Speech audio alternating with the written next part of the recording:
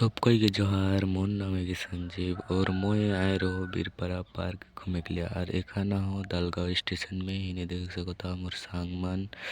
और हमें जब एखान टिकट काटे के लिए तो टिकट काटे आए यहाँ देख सको था टिकट काट के तो हमें खड़ाई रही बाहर देख सको था बाहर खड़ा है हमें तो टिकट ट्रेन आ गई के तो फाइनली हमारा ट्रेन भी चला लाग देख सको था टिकट हाथ में।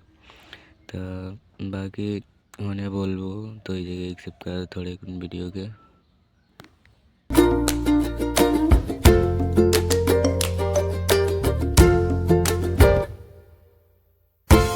तो फाइनली हम ट्रेन जाए के लिए पहुँच चुकी की और एगो दादा कहते रहे कि ब्लॉग बनाते है चलो मैं भी वीडियो में कंटिन्यू बने रहा तो इनको एक्सेप्ट नहीं करवा वीडियो के।